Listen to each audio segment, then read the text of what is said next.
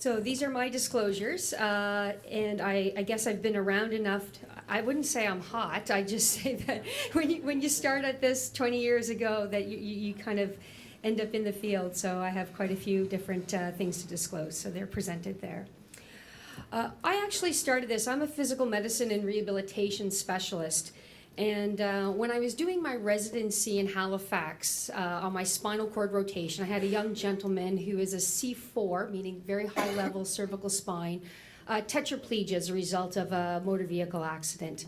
And he had a complete tetraplegia and such severe spasticity that his body would go into an extensor spasm that actually interfered with the operation of his power wheelchair. And the power wheelchair was the only way that he had independent access and mobility. And then it would cause his chair to go driving off into the street or into the bushes and became a very high safety risk. We tried every type of antispasticity agent. And as typical with our inpatients, we start working towards independence and working towards discharge. And he did go home for a weekend up to Cape Breton and spent some times out with his buddies. And when he came back at the end of that weekend, he said, "You know, Doc, my spasms and my spasticity were significantly improved." Now, I went out with my friends and we had a bit of weed and we passed it around. My spasms disappeared. I could control my chair. And it lasted for a few hours, so I tried it again over the weekend. And he was a little bit sheepish about this, but we thought this is really quite fascinating. So that began my interest in the cannabinoids and cannabis as a potential therapeutic product for our patients who have such catastrophic and significant injuries. So what I want to share with you today is just a little bit of the appreciation of the history and the research of cannabis use in the neurological disorders, and have an understanding of the potential of these cannabis-based medicines in neurology, particularly to alleviate human suffering. So trying to navigate this as a clinician, trying to navigate the areas of research around the cannabinoids. A presenter yesterday spoke that, when we first started, we were always put at the end of every conference. In fact, we are put now at the end of every conference, but it's to keep everybody there so that they stay for the best talk. And that's how things have really shifted.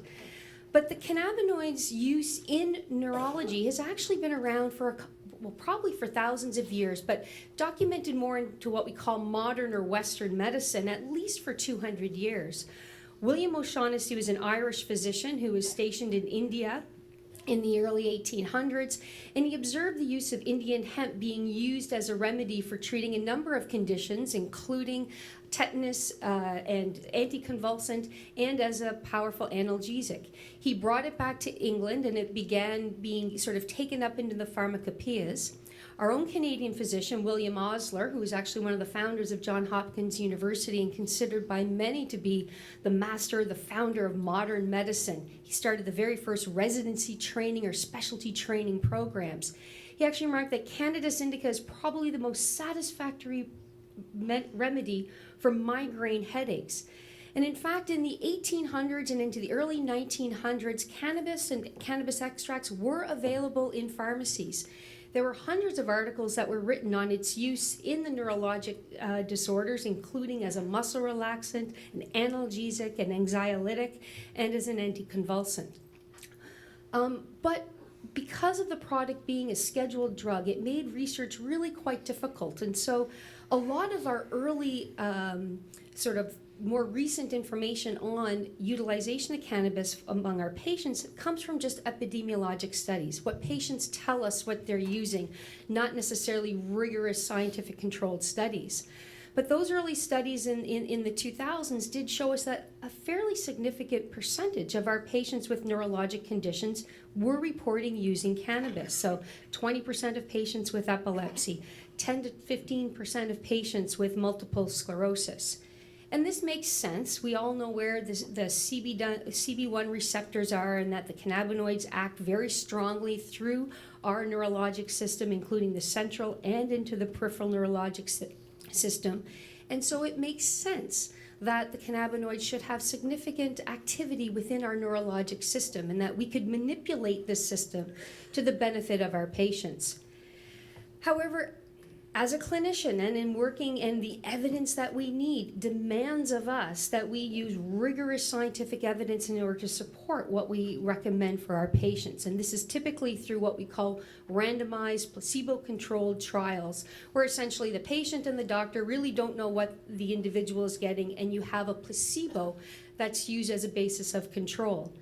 The challenge, of course, not only that cannabis had been illegal for so many years, but it's difficult to have an adequate or appropriate placebo when you're studying this product. And that's been one of the things that's made it difficult to do elegant types of research. However, there have been good randomized trials and as well large observational cohort trials to support the use of cannabis-based medicines in a number of neurologic conditions. And that's what I'm going to do, is go over some of the evidence for some of those key findings right now. I am not going to go over every single neurologic condition, but I want to at least give a reflection of those that we have some evidence for. And one of the most important ones that has fairly well accepted evidence is that of neuropathic pain, and as well for spasticity and associated neurologic conditions. And many of the studies that have looked at neuropathic pain and spasticity as secondary measures have looked at things such as patient's mobility, things like spasm frequency, as well as patient-reported outcomes on impacts of mood, of sleep, and of other general pain conditions. So the first approved cannabis-based medicine for treating neurologic conditions in Canada is actually been the nabiximols, which is a cannabis extract of THC and CBD.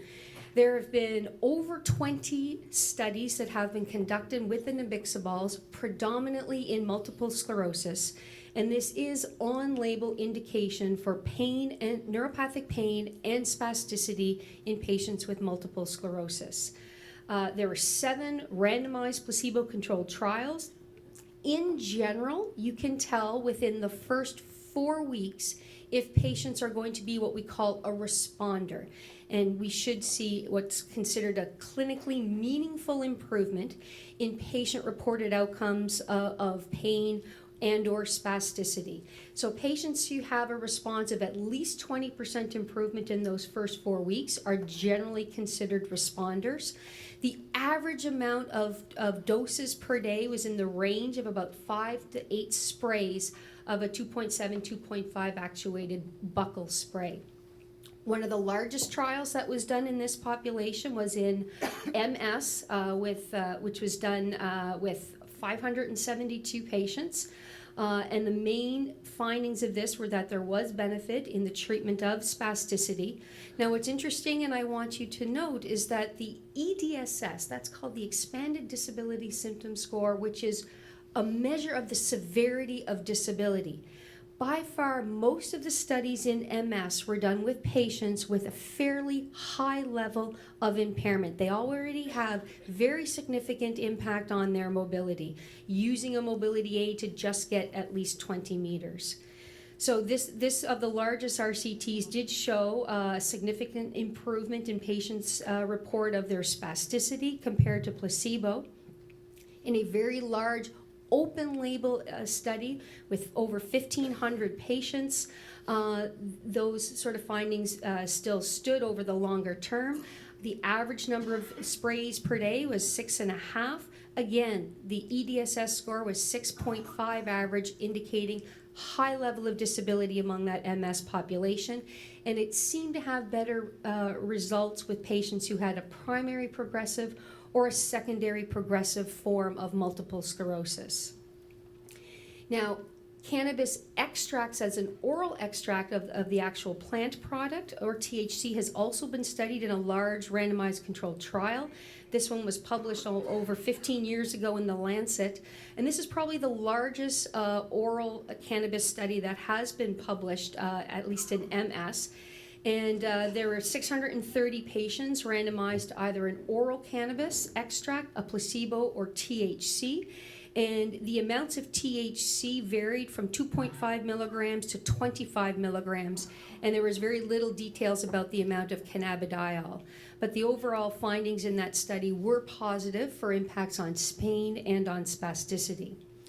Another trial comparing just to THC, range again from 2.5 to 25 milligrams, did show significant benefit on treating spasticity, and patients also reported benefits for pain, spasms, and their sleep quality.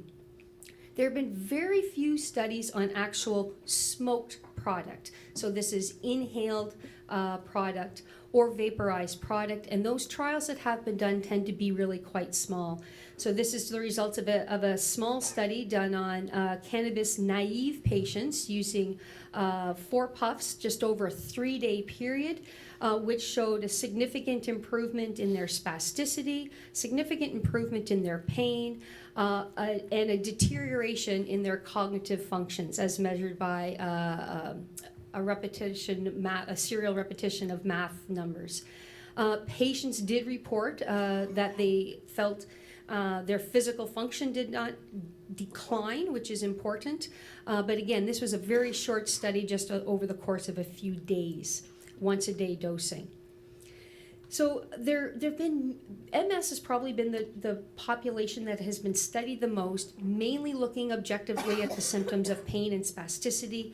And the overall overwhelming evidence has been that there is at least considered moderate quality evidence to support the use of cannabis products safely in patients for MS spasticity and MS-related pain without significant adverse or serious adverse events, but mindful of potential adverse events typically to be considered mild. So when it comes to other types of neurologic conditions, pain kind of crosses all areas, but if we look specifically at neuropathic pain, again, the trials for smoked product have been relatively small numbers participating. This is a small Canadian study that was done, just patients 5 days active of a smoked product, taken 3 times daily, and they crossed over into the different concentrations, and they were, again, low concentrations of THC, 2.5, 6, and 9.4%. And the trial did show that relative to placebo, the 9% THC did have a significant improvement in their pain scores, as well as sleep and reported measures of anxiety. However, a Cochrane review that was just completed last year looking at the use of cannabis-based medicines in chronic neuropathic pain, on their criteria that they used for studies inclusion, they concluded that the quality of evidence for pain was not good, and that most studies excluded those patients who had risks of substance use or significant other comorbidities, so that the general applicability of using it across all patients with neuropathic pain was not recommended. Again, another issue is the lack of any comparisons or details around CBD concentrations. However, a couple of other systematic reviews, and this one was published in 2015 in the Journal of the American Medical Association, which reviewed 79 different trials constituting almost 6,500 patients. And the conclusion of this systematic review and meta-analysis was that there's moderate quality evidence to support the use of cannabinoids in treating chronic pain and spasticity, and a little lower quality evidence, but trends to benefit for a few other conditions. And so the way that this can sort of be broken down is that the moderate quality evidence is there for chronic neuropathic pain and MS spasticity, whereas there's low quality evidence of benefit for things such as Tourette's syndrome and sleep disorders, and then very low quality evidence for anxiety. Now, this study gets reported quite a bit, which is a comprehensive review. This looked at over 10,000 abstracts covering a 17-year period by the National Academies of Science, Engineering, and Medicine, and this was recently reported just 2017. And their conclusion based on this meta-analysis is that there is conclusive or substantial evidence to support its use in chronic pain, not specifically to neuropathic pain, but also patient-reported MS spasticity symptoms, whereas limited evidence in the clinician measured of MS spasticity symptoms, Tourette's syndrome, and a couple of other disorders. So, as a clinician in treating patients, typically, and any of you who are neurologists or rehab doctors, we often extrapolate from diseases such as MS, which have larger bodies of evidence, into other disease populations. And what happens a lot of time when we're studying in the neurologic diseases, we lump people into a disease category. So we say, does this work in multiple sclerosis? But in fact, a person who has multiple sclerosis is experiencing a multitude of symptoms. And a lot of the trials then don't necessarily target the individual symptom irrelevant of the underlying disease. So is spasticity in MS also can be extrapolated to treat spasticity in somebody with stroke, or somebody who's had a traumatic brain injury, or somebody with a spinal cord injury. Practically, that is what we do. We use evidence from other disease populations towards treating patients which may not have had that research performed. There have been a few, and I'll just go through a few of the studies and some of the conditions for which there is not a large body of evidence. For instance, in spinal cord injury, this is a very small trial that was done on vaporized cannabis, and this was just done over a 3-day period, once a day, and it did show benefit for both 2.9% THC and 6.7% THC improvement in measurements of spasticity. In seizure disorders, there is on-label treatment now with a high dose of CBD for treating severe seizure disorders, and these are two main diagnostic groups, Dravet's and Lennox-Gastaut, at doses upwards of 20 milligrams per kilos per day of CBD, which did show reduced seizure frequency and improved quality of life and generally well tolerated. But for other seizure diagnostic groups, more randomized controlled trials are needed. We get a lot of people asking about Parkinson's disease. Unfortunately, there have not been very many well-designed or large numbers of patients in Parkinson's specific trials. There was one very small randomized controlled trial of just CBD, relatively high dose, 300 milligrams per day, which did show an improvement in a patient-reported outcome of Parkinson's disease questionnaire. But on the objective measures, which include blood factors of brain-derived neurotrophic factor, as well as MRI findings, there were no changes. But we do need larger and more rigorous studies. In ALS, a catastrophic diagnosis for many patients, there have been some small trials looking at the nabiximols, which did show benefit in spasticity measures, and some smaller trials with THC specific at 5 and 10 milligrams, which did not show benefit for cramps, but did show at least a tolerance to THC at the 5 milligram dose, but not at the 10 milligram dose. So all of this is to say we have this type of evidence, and as a clinician, what we're faced with is a patient living the day-to-day reality of the consequence of their diagnosis or their injury. And as a clinician, we hope to alleviate suffering. And evidence-based practice, in my opinion, and I think the opinion of other people as well, is that the best research evidence just forms one part of what we do when we treat a patient every day. And it includes our clinical expertise, and it includes the patient's values and their preferences. And these three things really combine to what we consider an evidence-based practice. And importantly for patients, it's their day-to-day functioning and their roles in society, amongst their family, the things that they do each day, how they mobilize within their environments, their relationships with others. These are things that are most important, and they're not the things that we measure in most clinical trials. And it's this type of information that I use when I'm making my decisions about how to move forward with treating a patient and considering the use of a cannabis-based medicine or product. I do recommend and encourage that we keep documentation about patients' function, about what their goals and objectives are, and means by which we can actually measure their outcomes so you can evaluate your treatment interventions. And we include things of mobility, we include things of quality of life, and we also look at ways of measuring symptoms that are important to the patients themselves.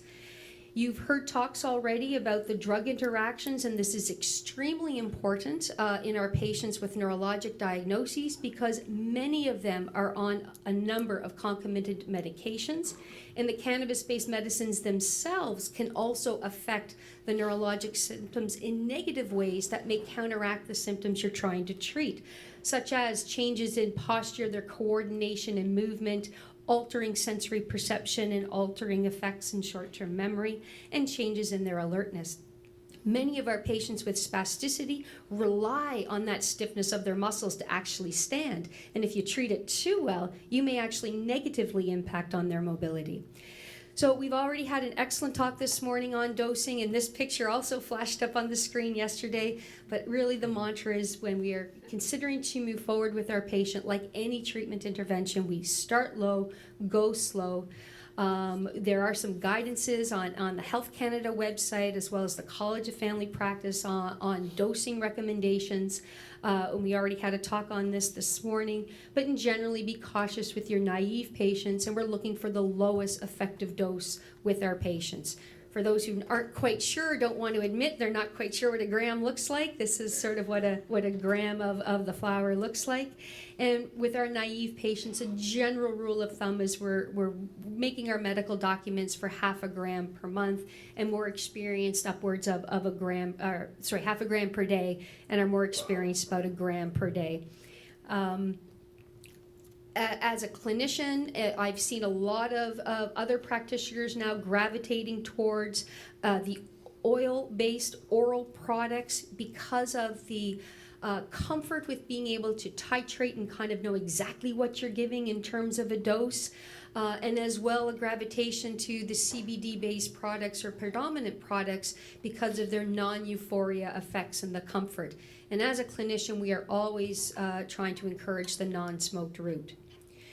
So moving forward, again, it's complicated and we need more research. It's the same mantra you're going to hear.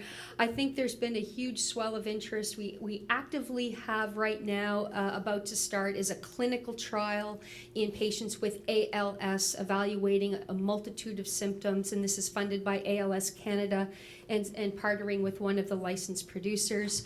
These are the types of trials that are going to be helpful to really inform us on the dose and the products that we need to help alleviate symptoms while maximizing benefit. Thank you.